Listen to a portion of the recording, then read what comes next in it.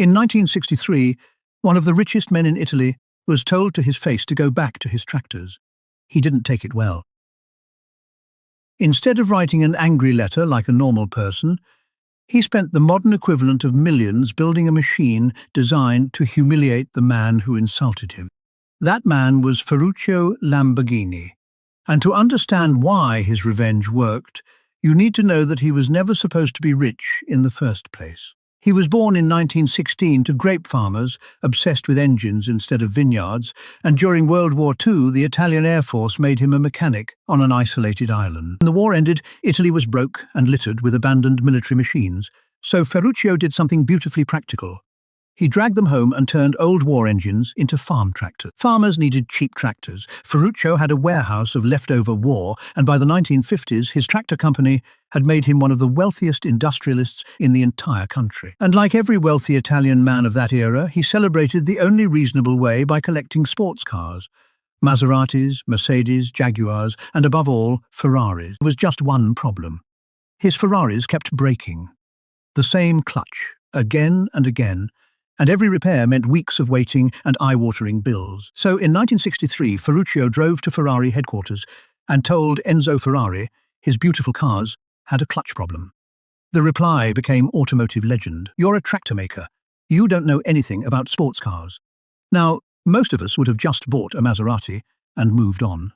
Ferruccio was not most of us. Back at his factory, he opened up his broken Ferrari clutch and discovered something glorious. It was the exact same clutch he installed in his tractors, marked up roughly 10 times. He'd been paying supercar prices for tractor parts. That was the moment the anger became a business plan. If Ferrari was built from parts like these, he could do better himself. He poached brilliant young engineers, some straight from Ferrari's own orbit, gave them one instruction: build the grand touring car I couldn't buy, and gave them almost no time to do it.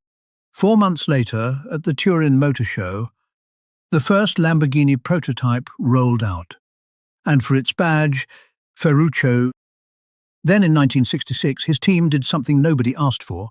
They put the engine behind the driver and created the Miura, widely called the first supercar ever made. Ferrari, the racing giant, was suddenly chasing a tractor company's design philosophy. And Ferruccio never even entered racing.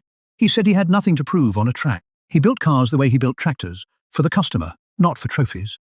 60 years later, that insult still echoes. Every Lamborghini ever sold is Enzo's mistake, multiplied. Today, Lamborghinis sell for anywhere between $250,000 and over $2 million, and the company that was told to stick to tractors is one of the most desired brands alive. And somewhere in that story is the best part. Ferruccio never stopped making tractors. He just also happened to make the fastest insult response in human history. So here's the thing about you.